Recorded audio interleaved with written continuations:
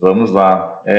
Fui convidado aí pelo Patrício, né, para fazer uma breve apresentação aí sobre reforma tributária e voltado, né, tentei elaborar uma coisa bem voltada ali para esse público-alvo que tá aqui presente.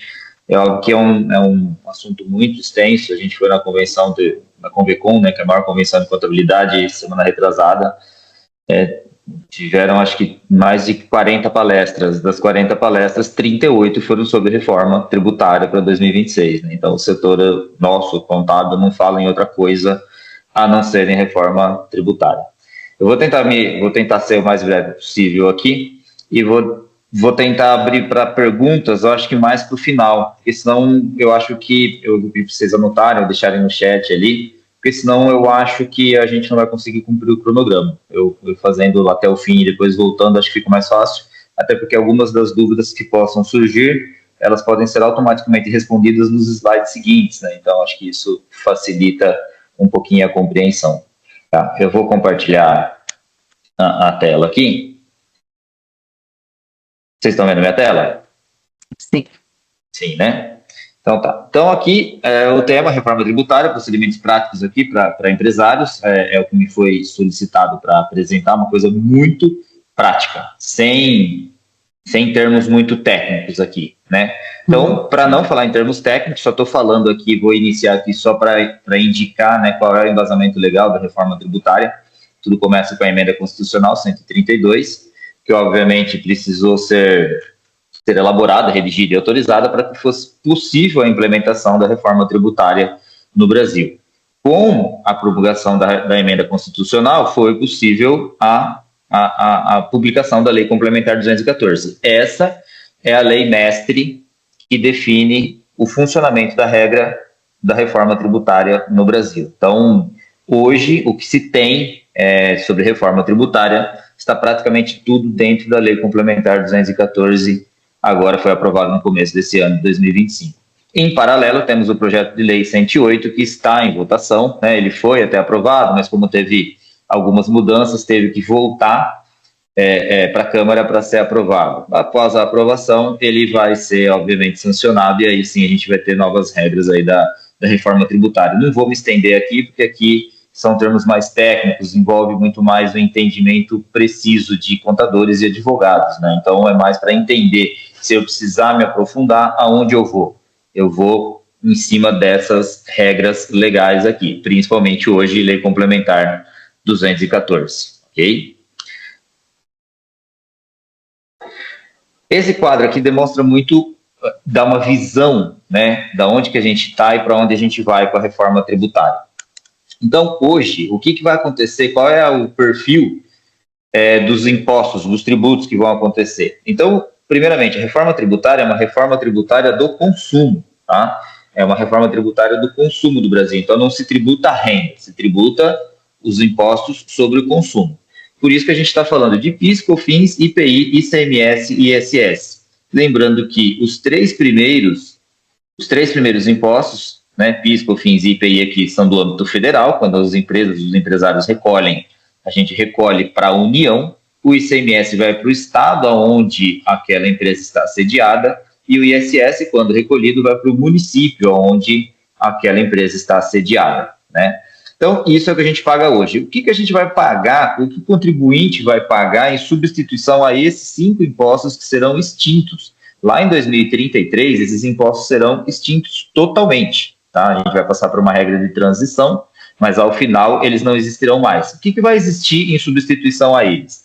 Era para existir um imposto só, todo mundo tem aquela ideia de falar, teria que ser um imposto único para facilitar. A forma como é a nossa Constituição nem permite que seja um imposto único, tá? Devido à divisão entre as unidades federativas. Então, já por causa disso, mesmo com a emenda constitucional sendo colocada, a 132, mesmo assim essa regra não mudou. E por isso que nós temos 2 novos impostos, o CBS e o IBS. Então, por que não cria um só? Porque não dá, no Brasil não é possível, a gente precisa de 2, porque um imposto vai para a União, vai para a federal, e o outro imposto vai agora para um comitê gestor, que vai fazer a distribuição entre estados e municípios, entre as unidades federativas. Isso é obrigatório, só que a lógica é que esses impostos, esses novos tributos, tenham a mesma lógica de funcionamento, tenham a mesma sistemática de funcionamento. Ou seja, o que é base para um é base para o outro, o que é base tributária, o que não é, aonde ele incide, quando ele incide. A regra é para ser a mesma para os dois, era para ser um só. Só que aí vira dois, só porque quem vai administrar o recurso recolhido são entes diferentes. Por isso que se chama de IVA dual. O que é o IVA dual? É o índice de valor agregado, né, que é a famosa alíquota, que é o que a gente está esperando até agora. Porque, apesar da lei complementar já ter sido publicada, 214, e deu todo o norte de como a regra tributária da reforma vai funcionar, a alíquota não foi definida, a alíquota não foi falada ainda. Qual é a alíquota do IVA do CBS? Qual é a alíquota do IVA do IBS? Isso ainda não foi falado. Existem algumas previsões, né? Existem algumas expectativas de alíquotas que a gente vai comentar daqui a pouquinho de quais são elas, mas as definitivas ainda não saíram. E por que não saíram? Porque quanto mais setores forem beneficiados e estiverem dentro de uma zona de isenção ou de benefícios fiscais, de redução de alíquotas de CBS e IBS, maior será essa alíquota para quem paga os impostos. O exemplo clássico foi a entrada da carne na lista da cesta básica.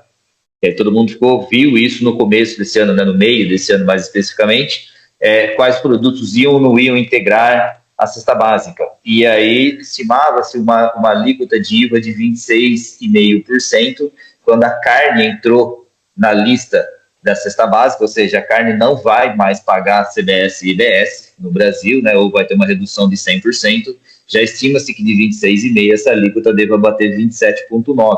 Quanto mais gente beneficiada, maior a alíquota para quem vai pagar. Por isso que ela não saiu ainda, porque ainda não está definido exatamente todos os pormenores da reforma ainda não estão definidos. E o que ainda falta definir, que na minha opinião ainda é o que está afligindo muita gente, é a alíquota. Fora o CBS e IBS, que vai substituir todos esses 5 impostos que nós estamos falando ali do nosso lado esquerdo, tem o IPI da Zona Franca de Manaus, vou ser bem breve. Então, você fala, o IPI está do lado de lá e continua. Por que ele continua? Porque os produtos que possuem produção incentivada na Zona Franca de Manaus, aquelas empresas foram incentivadas a ir para lá, a construírem lá, a terem todo o parque industrial ali, para incentivar a produção de determinados produtos. Esses produtos que possuem produção incentivada terão o IPI Zona Franca de Manaus quem estiver fora da Zona Franca de Manaus. Ou seja, a Zona Franca continua não pagando, porém esses produtos que possuem produção incentivada, quem não tiver na Zona Franca de Manaus vai precisar continuar pagando para sim manter a competitividade de quem está naquela zona, naquela região. E por fim, o imposto seletivo, também vou ser bem breve aqui. O imposto seletivo, ele é o IS, ou também conhecido lá como imposto do pecado, né? Ele vai ser cobrado sobre os produtos que teoricamente fazem mal à saúde ou ao meio ambiente. Então já se sabe que estão altamente eleitos ao IS. Bebidas alcoólicas, bebidas açucaradas, tabacos, né, cigarros e extração mineral. Então essas são as atividades, produtos que a gente já sabe que vão entrar na lista do IS, seria o imposto do pecado, é o imposto cobrado para desestimular o consumo dos mesmos. Acredito que, como estamos dentro de uma associação de nozes, não estaremos falando de imposto seletivo, a abrangência de imposto seletivo, não faz sentido, né? Porque é muito pelo contrário. Ali embaixo coloquei o período de transição, a gente começa o ano que vem e vai finalizar lá em 2033. Okay? Fundamentos da apuração. Aqui nos fundamentos da apuração, é óbvio que existem diversos fundamentos, eu só estou colocando os dois mas muito importantes de todo empresário entender a mudança brutal que a gente vai ter desses dois fundamentos. Primeiramente, é o crédito amplo em substituição ao crédito restrito. O que isso quer dizer? Então, embaixo até coloquei uma observação do porquê a reforma tributária traz isso. Porque existe... Hoje, estima-se que exista 5 trilhões de reais, e isso equivale a 75% do PIB, em discussão em esferas judiciais e administrativas se aquilo é passível de crédito, não é passível de crédito, é dedutível, não é dedutível. E a reforma tributária tenta acabar com isso. Então a gente vai falar assim, hoje eu tenho crédito de ICMS, eu tenho crédito de PIS/COFINS na aquisição de insumos, mas eu tenho crédito na compra de peças de máquinas, então é uma coisa duvidosa, e a Receita Federal pede muito tempo para ficar respondendo questões de contribuintes sobre o que é passível de créditos, o que é insumo para fins produtivos e o que não é. Parece uma coisa simples, mas nem tanto, porque aí tem uma empresa que entra com uma ação, tem ganho de causa e aí aquilo vira um estardalhaço para todas as empresas do Brasil. Então, procura-se com o crédito amplo, um fundamento do crédito amplo, fala assim, é ligado à atividade? O remetente pagou o imposto? Pagou, então você tem crédito. Compra desde o seu produto, né, da matéria-prima do seu produto, que hoje dá direito a crédito, até material de escritório, material de limpeza, material de higiene. É necessário para a minha produção? É necessário. Está ligado à minha atividade? Tá? Eu preciso disso dentro da minha empresa? Sim, então pode fazer o crédito. E isso é a substituição. Então, o crédito vai ser muito mais amplo. Tudo é o que a gente fala, tudo vai poder acreditar. Existe uma lista muito restritiva do que não gera direito a crédito. Então, seriam joias, obras de arte, que não faz sentido realmente, né? Então, essa é a primeiro grande mudança de fundamentos da apuração. O segundo é que o imposto, hoje, principalmente o ICMS, né, eu vou até inverter a ordem ali, né, o finalzinho eu coloquei, fim da guerra fiscal. A outra ideia da reforma tributária é acabar com a guerra fiscal entre os estados. Porque hoje a gente sabe que muitos estados oferecem benefícios fiscais para atrair empresas. Por quê? Porque o imposto estadual, que é o ICMS, fica na origem, no remetente, da onde a mercadoria saiu. Outro fundamento que muda radicalmente é esse. O imposto agora vai no consumo, vai onde aquela mercadoria está sendo consumida, aonde ela está sendo destinada, e não mais aonde ela está sendo originada. Então, uma empresa que faz venda, que está sediada em São Paulo e vendeu para Minas Gerais, o imposto hoje fica para São Paulo. Depois da reforma, o imposto vai ficar, no nosso exemplo, para Minas Gerais, que é onde o produto foi destinado. Esses dois fundamentos precisam estar muito claros, porque isso muda toda a regra do jogo. Tá? Hipóteses de incidência. Nessas hipóteses de incidência, é óbvio que eu não vou citar todas aqui, porque elas são um pouco extensivas ali na lei complementar, eu só vou citar algumas discrepâncias que existem do sistema atual, né? Então, atualmente, a locação e arrendamento. Então, hoje, quem tem, né, empresas holdings ou empresas voltadas exclusivamente à locação, à cessão onerosa, que a gente chama, não paga nem ICMS nem ISS, mas vai pagar CBS e IBS.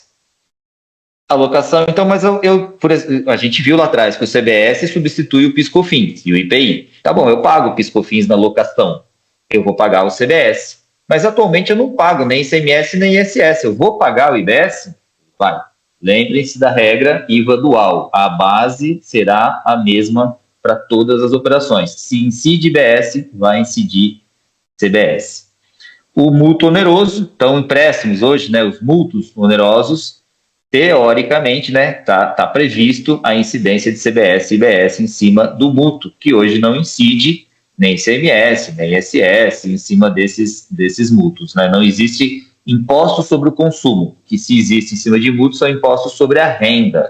Imposto sobre o consumo não se ouve falar de imposto sobre o consumo incidindo sobre mútuos. E a lei complementar traz como base tributária os mútuos onerosos.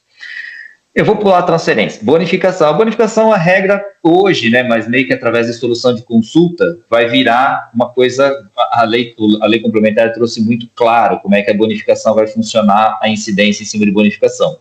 É a famosa dúzia de 13. Se eu vendi 12 produtos, mas pelo preço de 12 eu entreguei 13, esse que foi bonificado não integra a base de cálculo do CBS-IBS. Porém, se eu fizer uma venda isolada, se eu fizer uma bonificação isolada, não tiver uma operação comercial vinculada a essa bonificação será, sim, base de cálculo do CBS-IBS. Ou seja, eu estou bonificando, estou dando de graça e vou pagar imposto? Vai. A não ser que esteja vinculada a uma operação comercial. Aí não vai. essa regra. Por outro lado, como eu disse no exemplo anterior, que o imposto não fica mais na origem, fica no destino, e todo o IBS será recolhido a um comitê gestor que fará a distribuição do IBS para as unidades, não faz mais sentido o ICMS na transferência entre filiais, entre estabelecimentos. Hoje, né, uma filial que está em São Paulo transfere para o Rio Grande do Sul, debita o ICMS aqui e credita o ICMS na filial lá do Rio Grande do Sul, e o Estado de São Paulo, a empresa daqui, tem que recolher esse ICMS para o Estado de São Paulo, e aí quando a empresa lá do Rio Grande do Sul fizer a venda para o contribuinte que está lá no Rio Grande do Sul, por exemplo, que essa é a lógica de logística, inclusive, ele abate esse crédito que veio da transferência do ICMS incidente na operação de venda para o consumidor final, ou para o cliente dele ali no caso, né? Isso não vai fazer mais sentido, porque se o imposto vai ser recolhido por um comitê e o comitê faz a distribuição, na transferência, que é uma operação não onerosa, não vai mais haver a incidência do CBS e IBS. Tá? Os regimes aqui também vou tentar ser bastante sucinto, né? O regime regular, que é o regime que praticamente, né, é o regime comum, onde todo mundo vai estar, a gigantesca maior parte dos contribuintes estarão sujeitos, né? Que é o regime regular, é o comum, é o debita sobre a venda, credita crédito amplo sobre tudo e recolhe-se a diferença, né? Existem regimes específicos, que é para o setor de automobilístico, energia, combustíveis, entre outros, vai ter uma regra específica para esses setores, não vou me atentar muito aqui. O híbrido, que vai ser o regime híbrido, vai ser para o Simples Nacional, esse merece uma gigantesca atenção, tá? Por quê? Porque o Simples Nacional, ele pode optar, ele pode escolher se ele quer recolher o CBS-IBS dentro do Simples ou se ele quer recolher o CBS-IBS fora do Simples. Se ele optar por recolher dentro do Simples, ele continua recolhendo a guia do Simples, não destaca CBS-IBS na nota, porém, o cliente dele, né, o destinatário dessa produto, dessa nota fiscal, não pode fazer crédito nenhum. Lembrem, era crédito amplo, né? Ele poderia, né, o destinatário poderia fazer o crédito, só que se o remetente estiver no Simples e optar por recolher o CBS-IBS dentro do Simples, muito provavelmente vai ter uma alíquota muito menor do que a do CBS-IBS atual, né? A gente não conhece ainda a alíquota, mas sabe-se que vai ser dentro do Simples uma alíquota muito menor, muito favorecida, mas o destinatário não tem crédito. Se o optante do Simples optar por recolher o CBS-IBS fora do Simples, é aí que é o híbrido. Então, ele vai recolher o Simples, menos as alíquotas que seriam do CBS-IBS dentro do Simples, e o CBS-IBS ele recolhe fora, ele recolhe por fora. Qual que é a diferença? O destinatário pode se creditar do imposto que o remetente pagou. Quem que vai avaliar isso? As partes. Então, aí, a pessoa do Simples, a empresa do Simples, precisa entender se as operações dele são B2B ou B2C. Se é B2B, ele é de empresa para empresa, a empresa que está adquirindo dele, obviamente vai querer o crédito. Porque se ele está comprando um produto que, vamos facilitar, se ele está comprando um produto que é uma commodity, que ele pode ser facilmente substituído por um concorrente. Se ele está comprando por R$10 e não tem crédito, e ele compra de um outro fornecedor, de um outro concorrente, por R$11, até mais caro, mas com crédito de CBS-IBS, e ao recuperar o crédito de CBS-IBS, o meu valor fica abaixo dos 10, eu vou, obviamente, trocar de fornecedor. Aquele do Simples não me interessa mais. Hoje a gente faz essa conta muito para o ICMS. E aí essa conta que a gente faz muito para o ICMS hoje, quem está no regime de RPA, vai fazer para tudo, para todos os seus prestadores de serviço. Desde a empresa que foi contratada para fazer a limpeza do ar-condicionado da produção da fábrica. Se esse cara está no Simples, não dá crédito. Se eu contratar uma empresa que não está no Simples ou está no regime híbrido, eu vou ter crédito.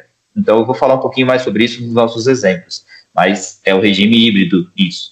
Nanocontribuintes são aqueles que não são... A lei fala que nanocontribuinte é quem fatura até metade do MEI. O MEI hoje está em 81 mil, então quem fatura até R$40.500 por ano é nanocontribuinte. Nanocontribuinte não está sujeito ao CBS-IBS, não é contribuinte do CBS-IBS, não vai pagar. E, por fim, o produtor rural.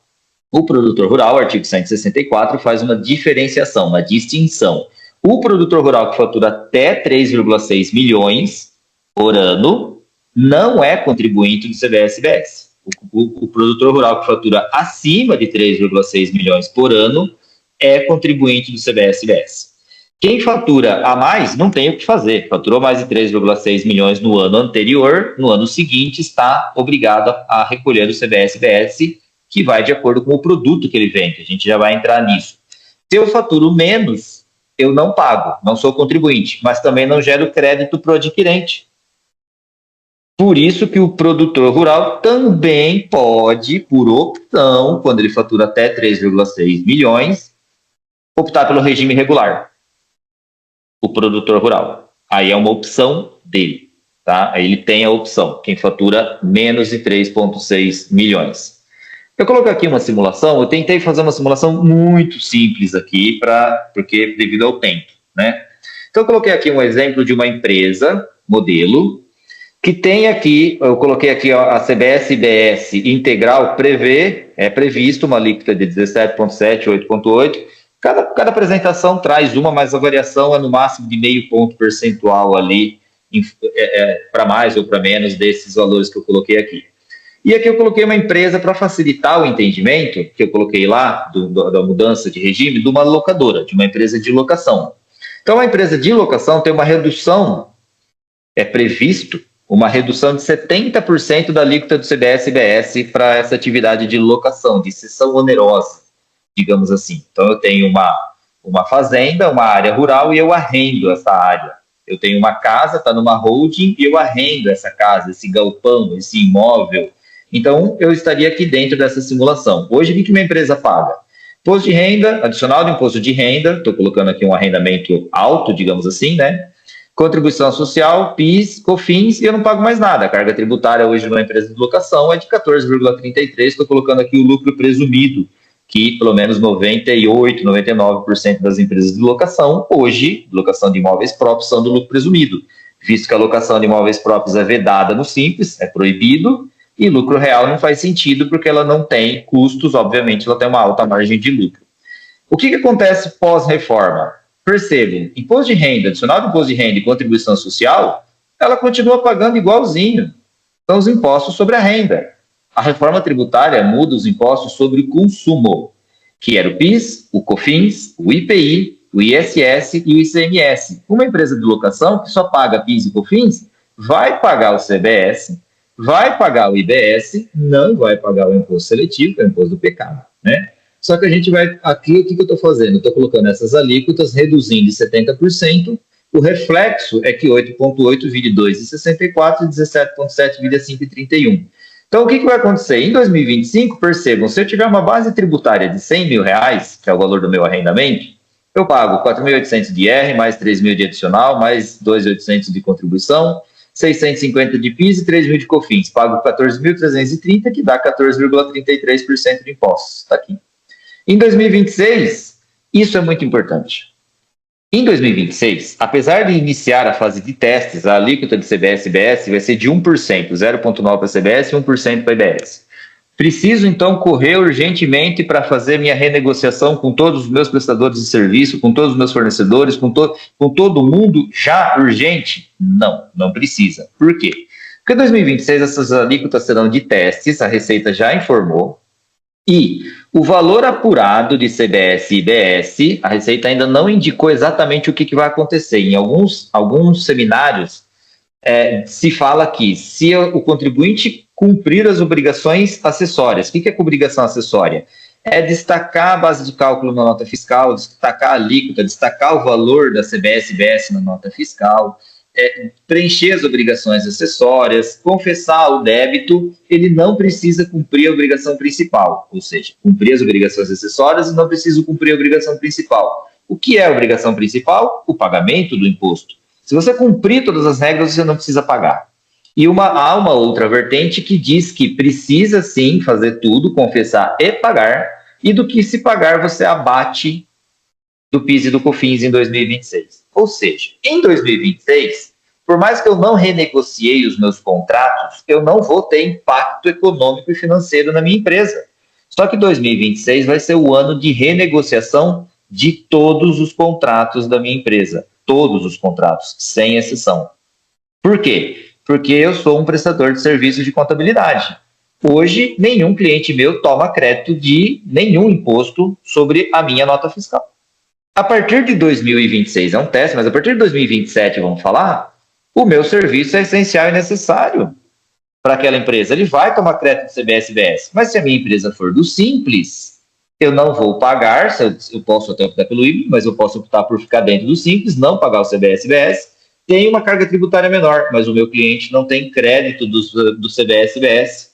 E aí, se ele tiver um escritório, eu falei de uma commodity, né? Óbvio que o serviço tem a sua personalização, né? Todo serviço ele é personalizável, personalizado.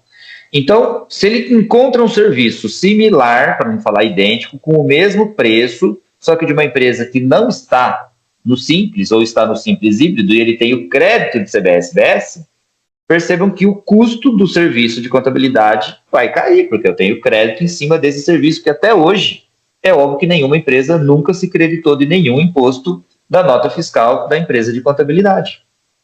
Então, a regra muda. A regra muda. Antes eu chamava o prestador de serviço para arrumar o ar-condicionado, como eu falei, eu não escolhia muito qual era a empresa. Agora eu vou precisar escolher qual é essa empresa que vai vir fazer essa manutenção.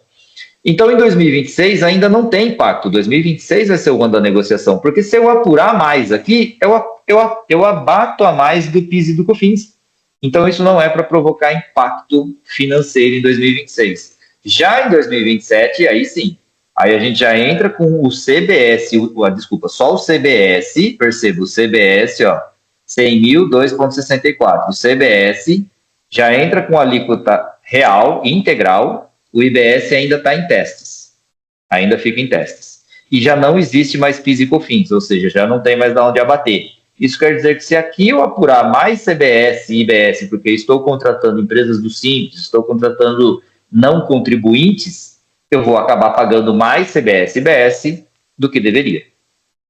A partir de 2029, o CBS continua, o PIS/COFINS já está extinto, e o que vai acontecendo aqui? Essa empresa específica ela não paga ICMS, isso talvez afete um pouquinho, mas começa a se pagar 10% da alíquota original do ICMS. Então, se eu pago 18% de ICM, eu vou pagar 1,8%. Aqui eu passo a pagar 20% da alíquota de ICMS, 30%, 40% e 100%. Então, essa fase de transição do IBS, o valor da alíquota do IBS vai sendo progressivo. Em contrapartida, o ICMS vai diminuindo. Eu aumento a alíquota do ICBS na proporção que eu diminuo a alíquota do ICMS. Essa é a fase de transição dos impostos estaduais e municipais, né, de 2029 a 2032. E aí, em 2033, eu tenho a finalização da reforma tributária e saio de uma carga tributária de 14,33 para 18,63. Então, a empresa de locação, arrendamento, cessão onerosa, vai ter um aumento de carga tributária? Depende. Por que depende? Está claro e nítido que de 14 foi para 18, eu tive um aumento de 4% do meu faturamento, 4% do meu faturamento na minha carga tributária. Percebam que o que está aqui em azul, todo gasto necessário ao desenvolvimento da atividade poderá gerar créditos, desde que o remetente tenha pago os impostos. Então, se a minha empresa tem zero custo, ela só tem a receita e não tem mais nada, eu vou ter um aumento de 4% do meu faturamento. E isso representa praticamente 30% de aumento nos meus impostos, né? Agora, essa minha empresa, ela tem manutenção, ela tem veículos, ela tem combustível, ela tem contador, ela tem advogado, ela tem N prestadores de serviços, ela tem N fornecedores. Todos esses créditos, desde que o remetente tenham pagos, serão amortizados do CBS e IBS. E aí fica a incógnita. Por isso que 2026 será o ano da renegociação comercial, digamos assim, da revisão de contratos, ok? A classificação. Essa parte aqui também é muito importante. Eu vou tentar até ser um pouquinho mais breve aqui. Mas tem dois portais aqui que todo mundo precisa entender, não só contadores, né? Todo mundo precisa entender. Esses portais aqui, eu vou mudar aqui um pouquinho. Esse portal é esse portal aqui, o portal da conformidade tributária, conformidade fácil. Ele hoje quem dita a regra de como a CBS e o IBS incidirão sobre produtos e serviços.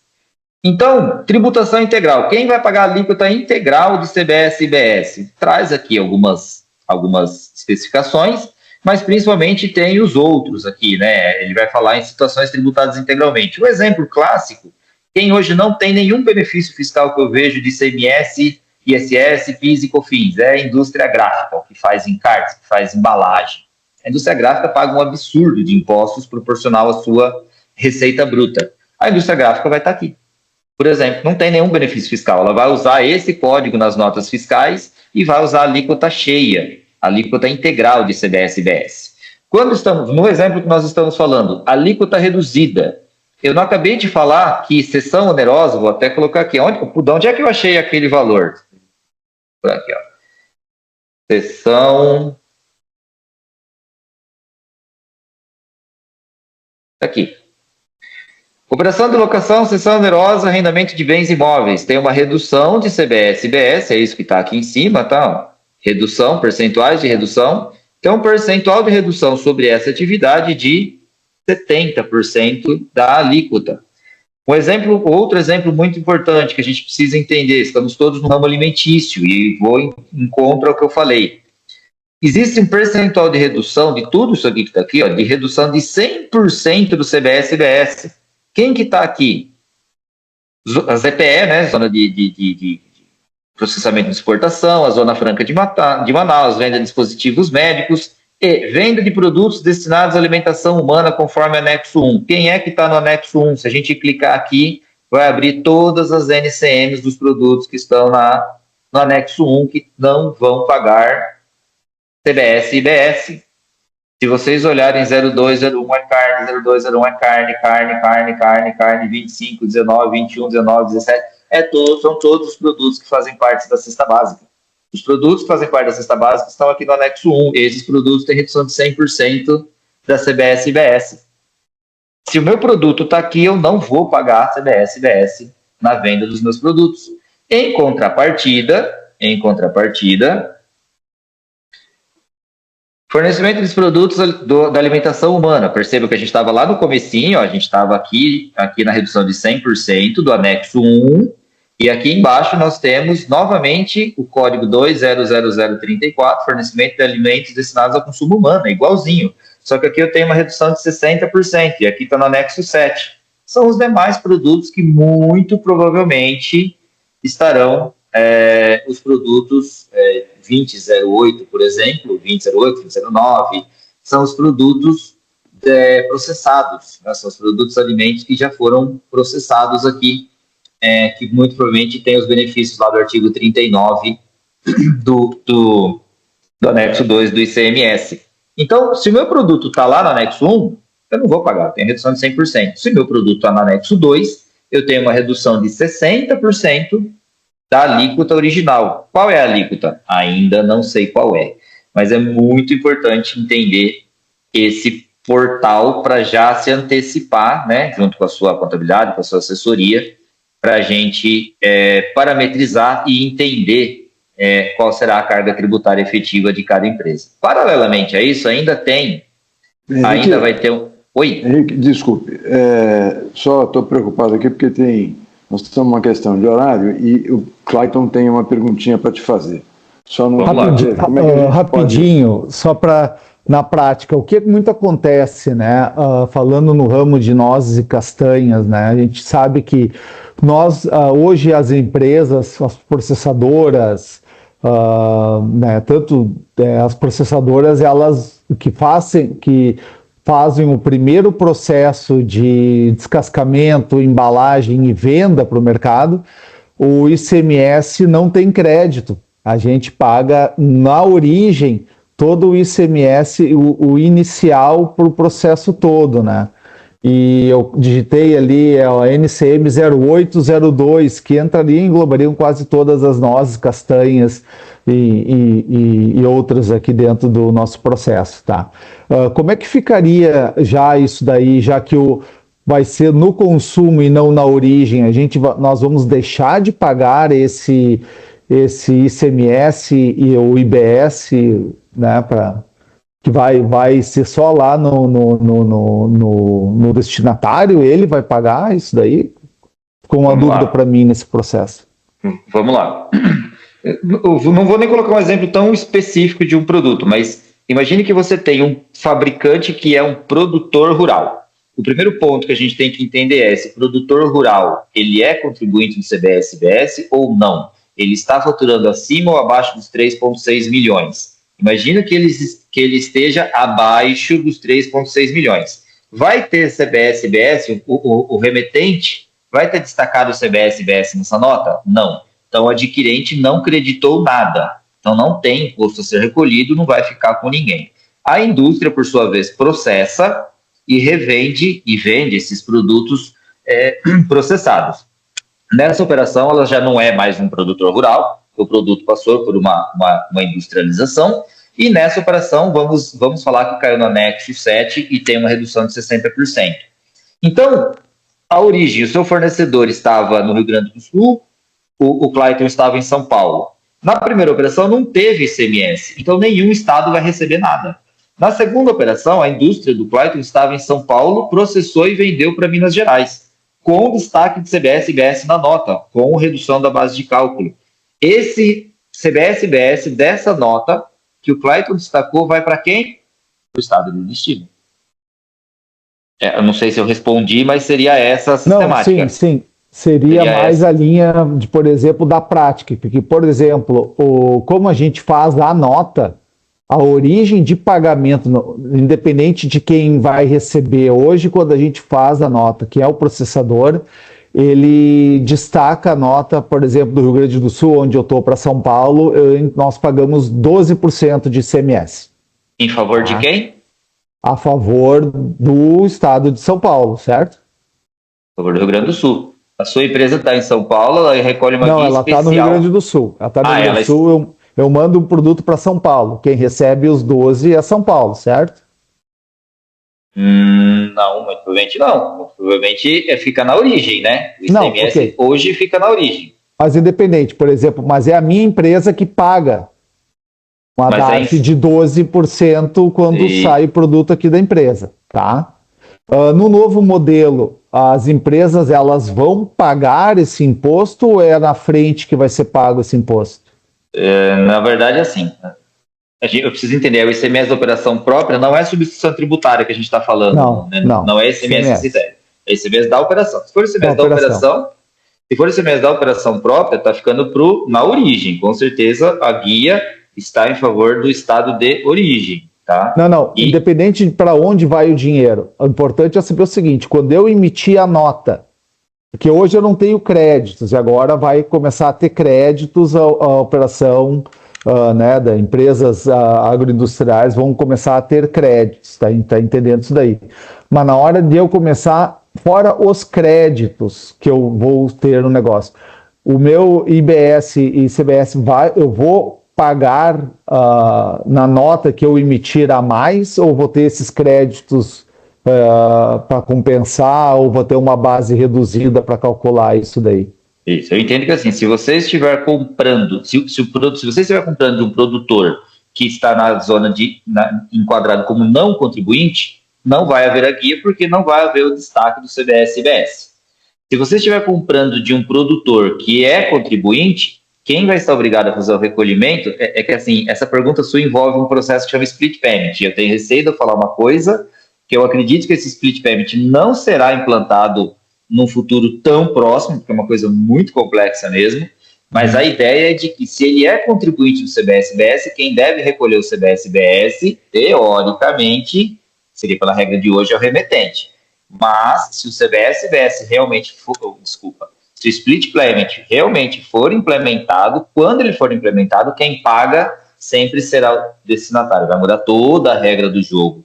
Eu até coloquei como material extra esse split payment, mas eu acredito que não vai dar tempo da gente entrar, né, nesse tema, até mesmo porque eu não acredito que a implementação dele seja para 2026. Realmente não acredito. Está muito frio ainda. A Receita fala que já está avançada, mas para falar que seria implementada realmente em 26, teria que já estar sendo muito mais divulgado e disseminado o funcionamento e a lógica do split payment. Mas quem vai pagar, entenda que o IBS, tá, que é o que substitui o ICMS, é só a partir de 2029, tá, Cleber? Por enquanto, a gente está só a partir de 2026, é só o CBS até 2028. O IBS, que vai substituir o ICMS, é a partir de 29, numa transição, 10% da alíquota original, e o ICMS vai ter uma redução de 10% da alíquota original. 2030, 20% para o IBS, 80% para o ICMS, até o final, até 2033. Mas por lógicas, até que o split payment não seja implementado, caso haja o destaque do CBS e IBS, subentende-se que aquele remetente é contribuinte, ele é quem vai recolher. Quando implementado o CBS e IBS, o destinatário é quem vai fazer o recolhimento. E só falta mais um slidezinho, eu ia falar aqui, assim, porque isso é muito importante para o produtor rural. Eu estava nessa... O Edson, oi Edson, tudo bem? Ergueu a mão ali, tudo. Se temos uma dúvida também. Tudo bem, Cleito, tudo bem. Assim, eu tenho uma pergunta que ela deve ser até anterior à questão de alíquota, né? Porque eu assisti outras palestras, né, e ninguém foi categórico, né, e bateu o martelo, tá? Mas eu queria ver a tua opinião, Carlos. Parabéns até aqui, tá? Mas eu precisava saber o seguinte, ó. Eu vi uma palavrinha frutas, tá? Com alíquota zero, tá? E aí tem toda uma discussão do que é isenção e o que é reduzido a alíquota zero, né? Porque o governo também é malandro, né? E deixou essa redução à alíquota zero para poder aumentar na sequência, tá? Então, assim, ó, frutas, né? Frutas está reduzido a alíquota zero. E aí eu perguntei para todas as palestras que eu fiz até hoje, ouvindo o tema, né? Tá, nosso pecan é fruta, tá? E aí... A resposta foi, tem que ver NCM, tá? Tem que ver NCM. Aí o Cleiton colocou os 4 primeiros dígitos na CCM mais usual, e aí fica a pergunta, né? Tá? Quem é que fez essa listagem? É possível ainda a inclusão, né? Porque tem todo um imposto, que eu não sei se chegaste a falar, acho que não, aí, que é um imposto de penalização de produtos que fazem mal para a saúde, né? Que é um imposto extra, na verdade está criando mais um imposto aí, que é um imposto especial lá. Mas a nossa pecan faz bem, assim como as outras NANs fazem bem para a saúde, né, tá? Eu ainda não pude me ater se está na lista dos reduzidos a alíquota zero, tá? Que eu até torço que esteja. Mas assim, ó, se não estiver, é possível ainda uma inclusão pela argumentação de que faz bem para a saúde, em contrário daqueles que vão ter alíquota aumentada por fazer mal para a saúde, cigarro, bebidas e etc. Vamos lá. Sim, esse é o trabalho, né, dos chamados lobistas, né? Então, assim, das frentes parlamentares que defendem uma determinada classe. A lista, ela está pronta e está disponível. Então, aqui que está aberto na tela, o grupo do 0802, 0802, 0813, 08, o grupo do 08, pelo menos a gigantesca maioria, vai estar dentro do anexo 7. O anexo 7 possui uma redução de 60% da redução da alíquota do CBS-IBS. Redução de 100%, Edson, seriam os produtos da cesta básica. Os produtos alimentícios que estão na lista da cesta básica terão redução de 100%. Então, é o que a gente estava falando lá. Quais são os produtos que estão na lista na relação da cesta básica? São os produtos do anexo 1, que estão aqui. Então, produtos que têm redução dos percentuais de CBS e IBS de 100%. Venda destinados à alimentação humana conforme anexo 1. Esses produtos aqui têm redução de 100%. Se a sua NCM estiver aqui, ela vai ter redução de 100%. Os produtos do capítulo 08 não estão aqui, tá? Então, aqui vai estar os animais 02, que é a carne de boi, de frango, de porco, né? São os suínos, os bovinos. E aí a gente até falou, né, que a alíquota, ela foi até, a previsão da alíquota do CBS-IBS foi majorada em função da carne estar dentro da cesta básica. Então, queijos foram colocados dentro da cesta básica. Então, os produtos que compõem a cesta básica estão dentro desse anexo 1.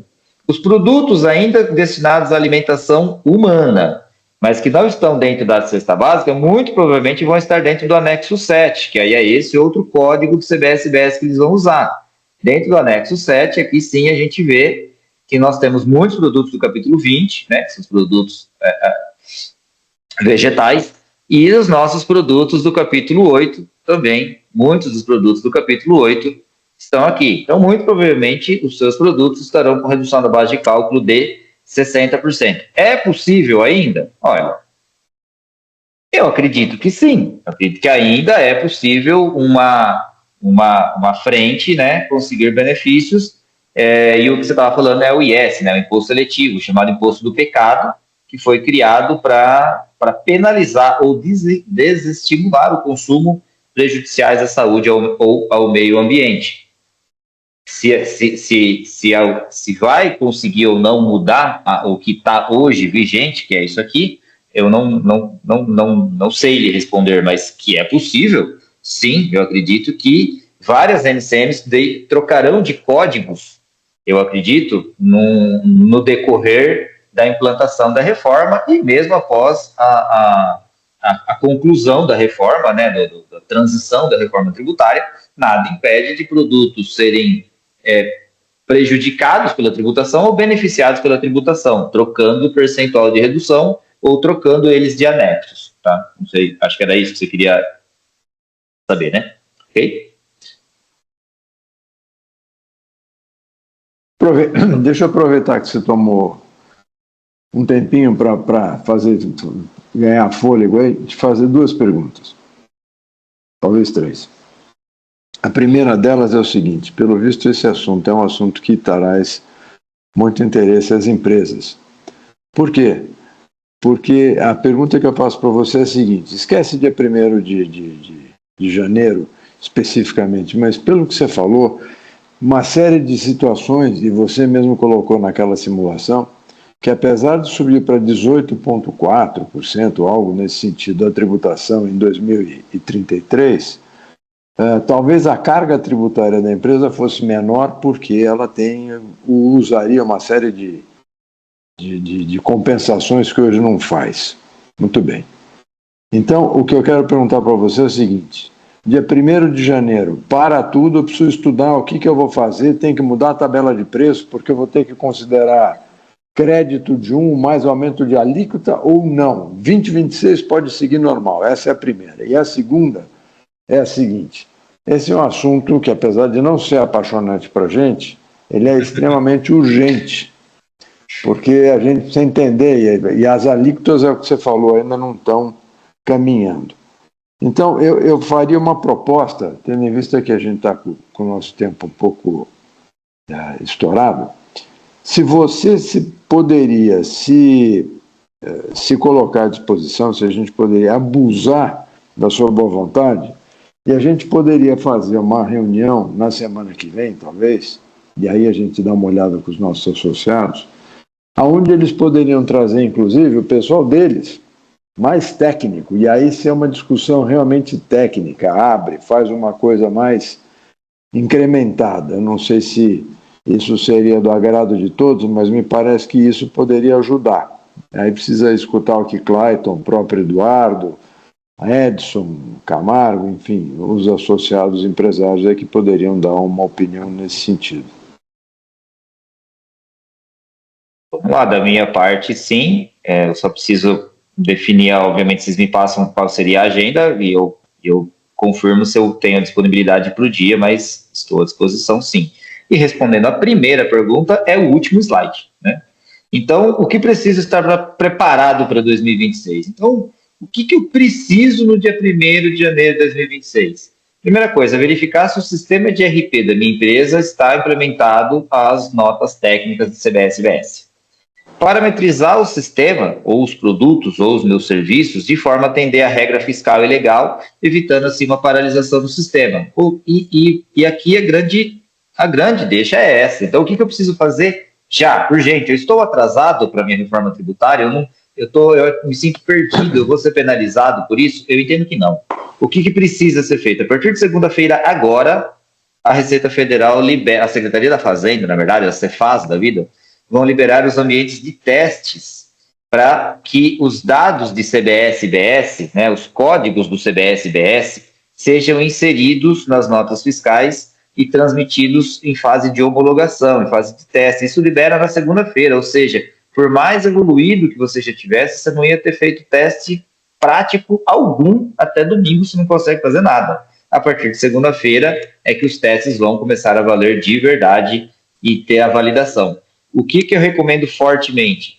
Que os parâmetros do sistema sejam adaptados, colocar o código, aqueles códigos que a gente viu, se o meu produto tem redução de 60, se tem redução de 100, se não tem redução de nenhuma, dependendo de onde ele está lá, tem um código para se colocar. E qual alíquota eu vou pôr? A alíquota que você vai pôr é a alíquota de teste de 2026, 0,9 para o CBS e 0,1 para o IBS. Então eu já tenho todas as informações para parametrizar meu sistema. Só que se você não fizer isso, no dia 5 de janeiro de 2026, a nota não vai ser autorizada.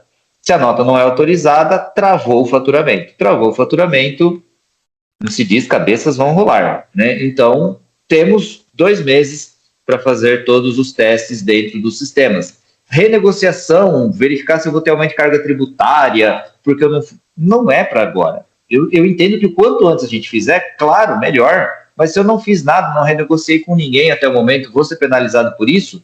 Não. Eu falei em 2026, tudo que a gente apurar de CBS e IBS, ou não será pago, ou se pago, será abatido de outros impostos federais. O que implica dizer que não vai ter aumento de carga tributária, o que implica dizer que não vai ter impacto econômico e financeiro na empresa para 2026. Durante 2026. Aí em 2026, sabendo que em 2027 o CBS entra com a alíquota integral e não tem de onde compensar, aí sim as renegociações já têm que estar prontas. E a última dica, já para 2026, é treinar a equipe para a reforma tributária, principalmente quem está no compras e na entrada de mercadorias, porque como todo crédito vai gerar, toda a operação de compra vai gerar crédito, você pode ser geradora de crédito CBS e IBS. E lá atrás eu acabei não falando, mas os optantes do Simples, se eles verem que eles estão no regime errado, hoje o Simples, a opção é anual. O Simples vai ter a opção de ser híbrido ou não a cada 6 meses. Então, às vezes, a gente está negociando com um parceiro que está no Simples e destacando o CBS e IBS. Aí ele faz a opção de não ficar mais no híbrido, de ficar só dentro do Simples integral e para de me gerar crédito de CBS e IBS. Se isso não for auditado ou revisado, o seu custo aumenta absurdamente, porque você vai pagar mais CBS e IBS, visto que você está abrindo mão dos créditos. É isso. Aqui, split payment não vai dar tempo e declaração assistida. E aqui eu deixei aqui o nosso Instagram. A gente vai sempre colocando algumas novidades lá. Quem quiser acompanhar, fique à vontade. Carlos, eu agradeço. Você vai falar, Patrícia? Não, claro. Não, só mais era. Eu estava falando aqui, agradeço ao Carlos pela brilhante explanação. Realmente é um tema difícil, amargo. A gente entende que, mesmo ampliando a base, quem já paga hoje vai ser aberto para novas pessoas que não pagam imposto, eles vão pagar mais porque vai ser no consumo, e quem paga já hoje o imposto não vai ter redução na base, vai ter um aumento de incremento tributário. Então, a reforma nunca foi para diminuir, talvez foi só para facilitar e ampliar a base de imposto, né? Enfim. Mas, enfim, é um assunto difícil, vamos levar muito tempo para até nos adequarmos a ele, e agradeço a disponibilidade, vamos manter contato. Muito obrigado, Carlos. Eu que agradeço. Obrigado, pessoal. Obrigada, Henrique.